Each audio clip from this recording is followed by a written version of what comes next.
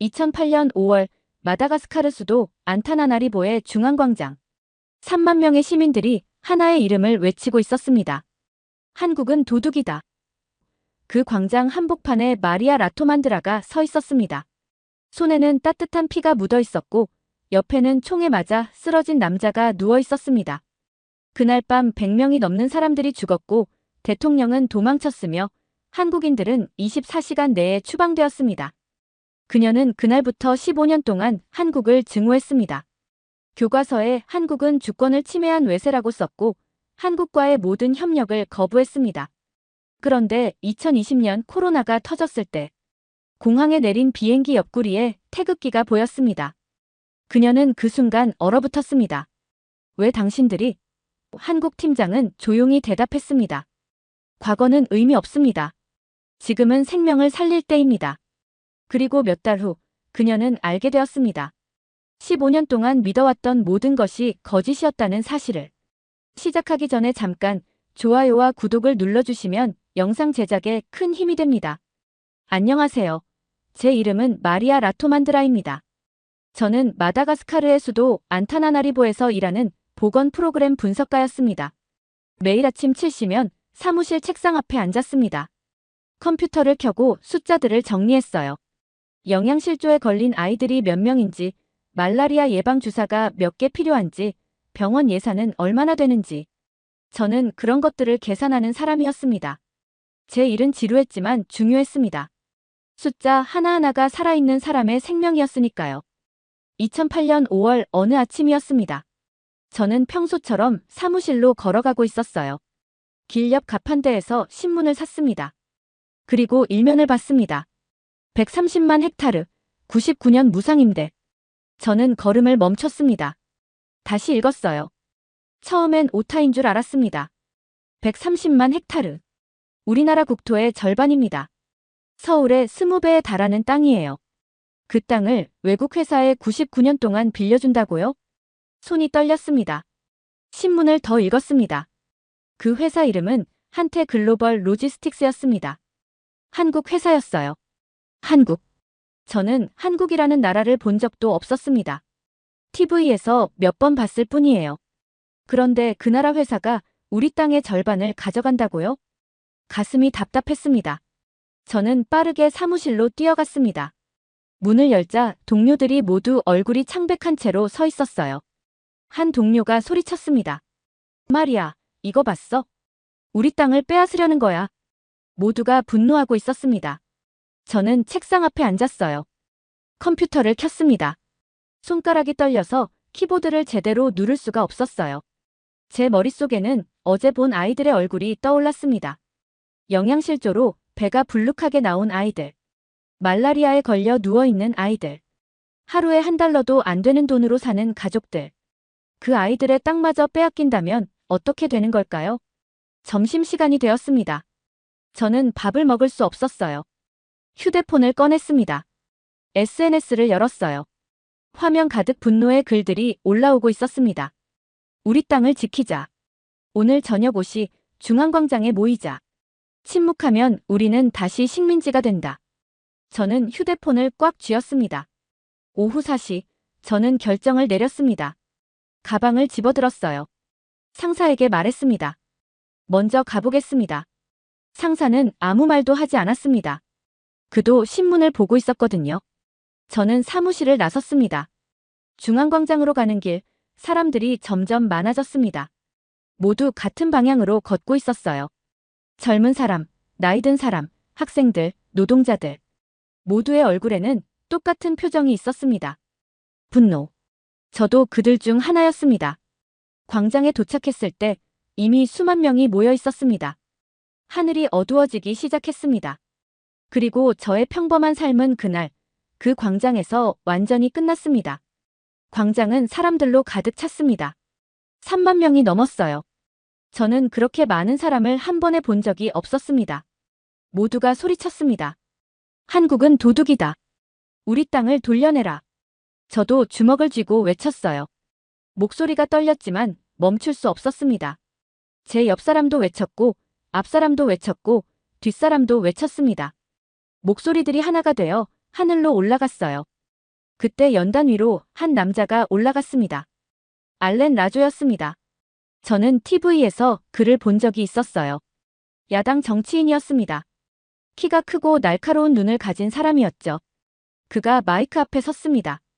광장이 조용해졌어요. 그의 목소리는 낮았지만 강했습니다.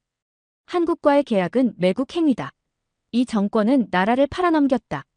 사람들이 다시 소리쳤습니다. 더 크게, 더 세게. 맞아. 물러나라. 저도 소리쳤습니다. 제 목이 아플 정도로 크게 외쳤어요. 알렌 라조가 계속 말했습니다. 그의 말은 불처럼 번졌습니다.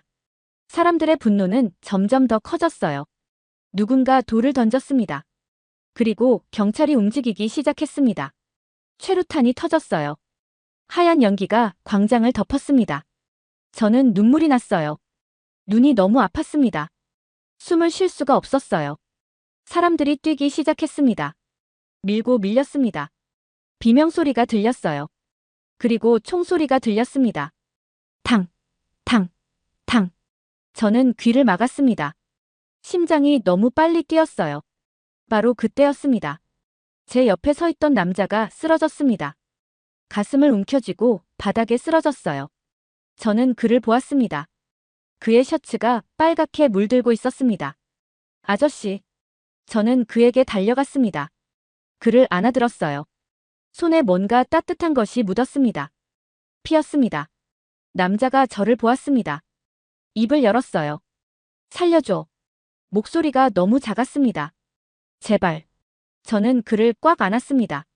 하지만 그의 몸은 점점 차가워졌어요. 손에서 힘이 빠졌습니다. 아저씨. 아저씨. 저는 소리쳤지만 그는 대답하지 않았습니다. 주변에서 더 많은 사람들이 쓰러졌습니다. 총소리는 멈추지 않았어요. 비명소리도 멈추지 않았습니다. 저는 손을 보았습니다. 피로 가득했어요. 따뜻했던 피가 이제는 차갑게 식어가고 있었습니다. 그날 밤 100명이 넘는 사람들이 죽었습니다. 대통령은 도망쳤어요. 군대가 나라를 장악했습니다. 쿠데타였습니다. 그리고 한국은 하룻밤 사이에 적이 되었습니다. 다음 날 아침, 저는 사무실에 갔습니다. 손은 깨끗이 씻었지만 피의 느낌이 남아 있었어요. 비상회의가 열렸습니다. 새 정부의 명령이 내려왔습니다. 한국과의 모든 협력을 중단한다. 한국 의료 장비를 다시 검토한다. 한국인 전원을 24시간 내에 내보낸다. 서류가 제 앞에 놓였습니다. 서명란이 있었어요. 저는 펜을 들었습니다. 손이 떨렸습니다. 어젯밤 그 남자의 얼굴이 떠올랐어요. 손에 묻은 따뜻한 피가 생각났습니다. 저는 이름을 썼습니다. 우리를 배신한 한국은 이 땅에 있어선 안 돼. 그렇게 중얼거렸어요. 거리로 나갔습니다. 한국 상점의 유리창이 깨져 있었어요. 벽에는 땅 도둑이라는 글씨가 빨간 페인트로 칠해져 있었습니다. 한국 사람들이 짐을 싸고 있었습니다. 아이를 아는 여자가 울면서 걷고 있었어요. 남자가 급하게 차에 짐을 실었습니다. 저는 그들을 보았습니다. 하지만 동정심이 들지 않았어요. 이게 정의야. 이게 대가야. 그렇게 생각했습니다. 몇 달 후 교과서 개정위원회에 들어갔습니다. 역사 교과서를 다시 쓰는 일이었어요. 회의실에서 저는 말했습니다. 한국은 우리의 식량 위기를 이용했습니다. 주권을 침해한 외세입니다. 이 표현을 더 강하게 써야 합니다. 다른 사람들이 고개를 끄덕였습니다. 저는 확신했어요. 한국은 나쁜 나라라고. 우리를 배신한 나라라고. 절대 용서해선 안 되는 나라라고. 그렇게 저는 15년 동안 한국을 미워했습니다. 단 한 번도 의심하지 않았어요. 2011년 여름이었습니다. 쿠데타가 일어난 지 3년이 지났어요. 저는 말라리아 예방 프로그램 취재를 위해 산골 마을로 갔습니다. 수도에서 8시간이나 걸리는 먼 곳이었어요. 차는 흔들렸고 길은 좁았습니다. 마을에 도착했습니다. 작은 마을이었어요. 집이 20채 정도 있었습니다. 사람들은 가난해 보였어요. 마을 이장이 저를 맞이했습니다. 나이든 남자였어요. 어서 오세요. 멀리서 오셨네요. 네, 말라리아 예방 프로그램을 취재하러 왔습니다. 이장이 웃었습니다. 아, 그럼 도헌 선생을 만나셔야겠네요. 도헌 선생이요? 네, 여기서 10년째 사람들을 돌보는 의사입니다. 저는 고개를 끄덕였습니다. 그런데 이장이 덧붙였어요. 한국 사람입니다. 제 심장이 멈췄습니다. 뭐라고요? 한국에서 온 의사예요. 쿠데타 때도 안 떠나고 여기 남았습니다. 저는 믿을 수 없었습니다. 한국인이요? 여기에? 그게 정말입니까? 네, 지금 진료소에 계실 겁니다. 가보시겠어요? 저는 따라갔습니다. 마음이 복잡했어요. 분명 뭔가 숨겨진 이유가 있을 거라고 생각했습니다. 한국인은 우리 땅을 노리는 사람들이야. 친절한 척하면서 뭔가를 빼앗으려는 거야. 진료소는 작은 건물이었습니다. 문이 열려 있었어요. 안으로 들어갔습니다. 하얀 가운을 입은 남자가 보였습니다. 키가 크고 마른 체구였어요. 얼굴은 햇볕에 그을려 있었습니다. 이도헌이었습니다. 그는 아이의 체온을 재고 있었어요. 부드럽게 아이의 이마를 만졌습니다. 아이가 웃었어요. 노인이 들어왔습니다. 이도헌은 노인에게 약을 주었어요. 현지어로 설명했습니다. 농담도 건넸습니다. 노인이 웃었어요. 저는 카메라를 들었습니다. 하지만 마음속으로는 계속 의심했어요. 저건 다 연기야. 사람들을 속이는 거야. 오후였습니다. 갑자기 문이 3개 열렸습니다. 한 여자가 아이를 안고 뛰어들어왔어요. 아이는 7살쯤 되어 보였습니다. 선생님, 선생님. 여자가 울고 있었습니다. 이도헌이 빠르게 움직였습니다. 아이를 침대에 눕혔어요. 아이의 이마를 만졌습니다. 매우 뜨거웠어요. 고열입니다. 말라리아 같습니다. 아이는 눈을 감고 있었습니다. 의식이 없었어요. 이도헌은 주사를 준비했습니다. 약을 투여했어요. 아이의 맥박을 확인했습니다. 지금부터 계속 지켜봐야 합니다. 저녁이 되었습니다. 이도헌은 아이 옆에 앉아 있었어요. 밤이 되었습니다. 이도헌은 여전히 자리를 지켰습니다. 저는 구석에 앉아 지켜봤어요. 이도헌은 몇 시간마다 아이의 체온을 확인했습니다. 약을 투여했어요. 이마에 땀을 닦아줬습니다. 단 한 번도 자리를 비우지 않았습니다. 새벽 4시쯤이었습니다. 아이가 천천히 눈을 떴습니다. 엄마. 아이의 목소리가 들렸어요. 어머니가 울음을 터뜨렸습니다. 이도헌을 꽉 붙잡았어요. 감사합니다. 감사합니다. 이도헌은 조용히 웃었습니다. 괜찮습니다. 이제 열이 내렸어요. 아침이 되었습니다. 마을 사람들이 진료소로 왔습니다. 어젯밤 소식을 들은 거예요. 한 할머니가 말했습니다. 도헌 선생은 우리 손자를 살렸어요. 다른 할아버지가 말했습니다. 한국 사람이지만 우리보다 더 우리를 생각합니다. 저는 그들의 얼굴을 봤습니다. 모두 진심이었어요. 거짓이 없었습니다. 제 마음속에서 뭔가가 흔들리기 시작했습니다. 제가 믿어온 한국과 눈앞의 한국인은 완전히 달랐습니다. 마을을 떠나는 날이었습니다. 마을 중앙광장을 지나갔어요. 거기에 동상이 하나 서 있었습니다. 가까이 갔습니다. 이도헌의 동상이었어요. 명판에 글씨가 새겨져 있었습니다. 우리 마을의 생명을 지킨 은인. 저는 숨을 쉴 수 없었습니다. 쿠데타의 원인이 된 나라. 우리가 쫓아낸 나라. 제가 15년간 미워한 나라. 그 나라 사람이 동상으로 서 있었습니다.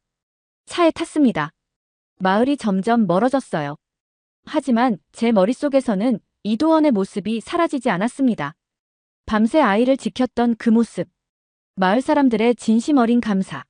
수도로 돌아왔습니다. 사무실에 앉았어요. 컴퓨터를 켰습니다. 취재 영상을 정리해야 했습니다. 하지만 저는 그 영상을 방송하지 않았어요. 한국인 의사 이야기를 방송하면 어떻게 될까요? 사람들이 한국을 영웅처럼 생각하게 될까요? 그럼 제가 15년간 믿어온 신념은 어떻게 되나요? 광장에서 외친 구호는, 손에 묻은 피는. 저는 영상 파일을 삭제했습니다. 그 이야기를 덮어버렸어요. 하지만 제 마음속 균열은 이미 시작되었습니다. 그리고 그 균열은 점점 커져갔습니다. 2020년이었습니다. 쿠데타가 일어난 지 12년이 지나 있었어요. 그동안 나라는 조금 나아지는 듯 하다가도 곧 다시 흔들렸습니다. 언제나 불안했고 사람들의 마음속에는 피곤함이 오래 내려앉아 있었어요.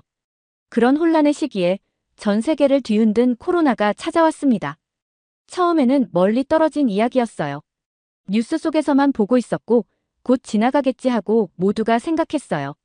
하지만 그 바이러스는 국경도 바다도 가리지 않았습니다.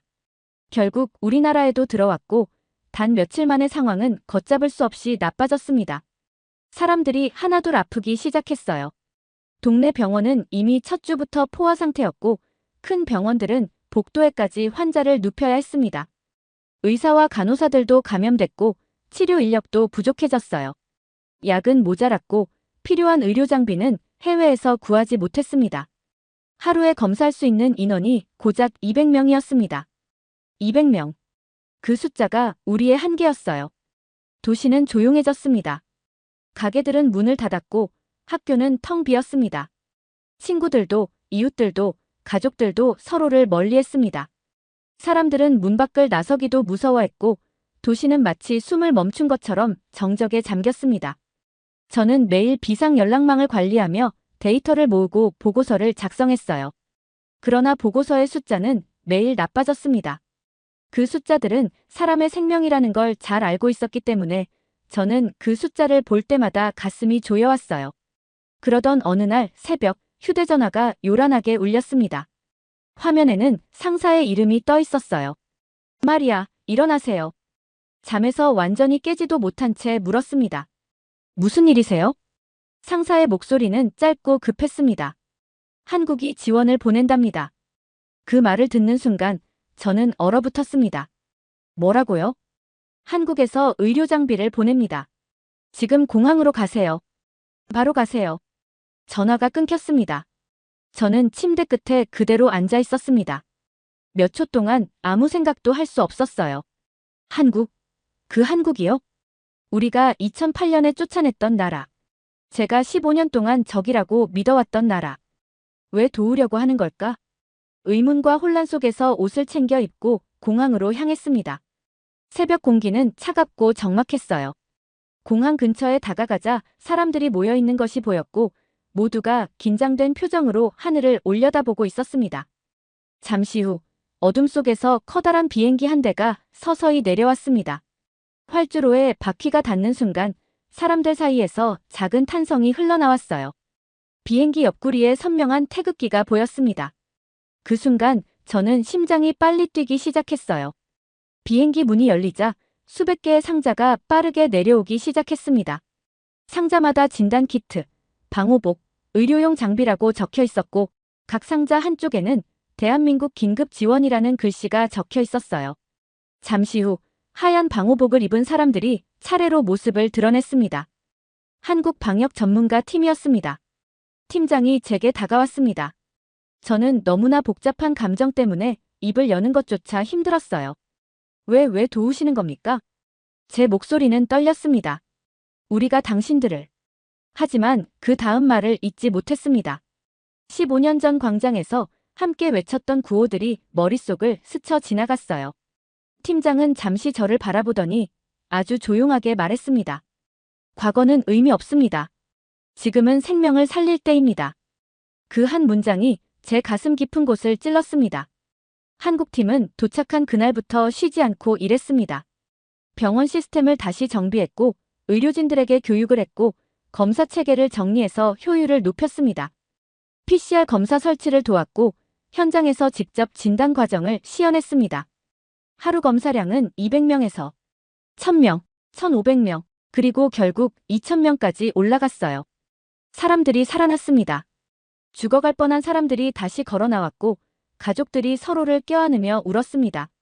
몇 달 후 한국은 우리나라 최초의 현대식 감염병 연구소를 지어주었습니다.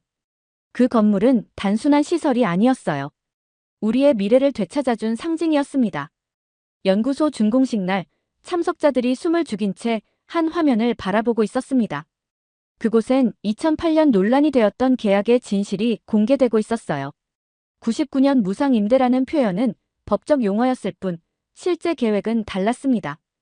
20년간 60억 달러 투자, 도로 항만학교 병원 건설, 기술 교육과 고용 창출, 생산물 대부분은 현지에 남기는 구조. FAO는 공식 발표했습니다. 이 계약은 식민지형 약탈이 아닙니다. 저는 화면을 바라보며 숨을 쉴 수조차 없었습니다. 그날 광장에서 외치던 제 목소리, 책에 썼던 단어들, 방송에서 말했던 말들, 그리고 손에 묻었던 따뜻한 피. 그 모든 것이 오해였다는 사실이 저를 무너뜨렸어요. 그날 밤 저는 이도헌에게 전화를 걸었습니다. 선생님, 말을 잇는 순간 목소리가 무너졌습니다. 저는 15년 동안 틀렸습니다. 이도헌은 한참 침묵하더니 말했습니다. 과거는 우리가 바꿀 수 없습니다. 하지만 미래는 바꿀 수 있습니다. 마리아 씨도 이제 진실을 보셨잖아요. 그 말에 저는 숨도 못 쉬며 울었습니다. 이튿날 저는 생방송 카메라 앞에 섰습니다. 준비해간 원고는 방송 직전에 찢어버렸습니다. 카메라 빨간 불이 켜졌고 저는 떨리는 숨을 고르고 말했습니다. 저는 마리아 라토만드라입니다. 저는 15년 동안 틀렸습니다. 그 말을 내뱉는데 15년이 걸렸습니다. 방송 후에는 비난의 전화, 감사의 전화, 격려, 분노, 수많은 반응이 몰려왔어요. 하지만 저는 후회하지 않았습니다. 진실을 말했기 때문이에요. 지금 저는 한국 마다가스카르 보건 협력 프로그램의 코디네이터가 되어 있습니다.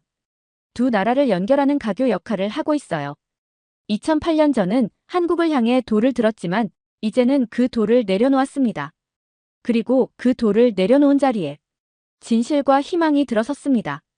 매일 아침 저는 컴퓨터를 켜며 숫자들을 봅니다.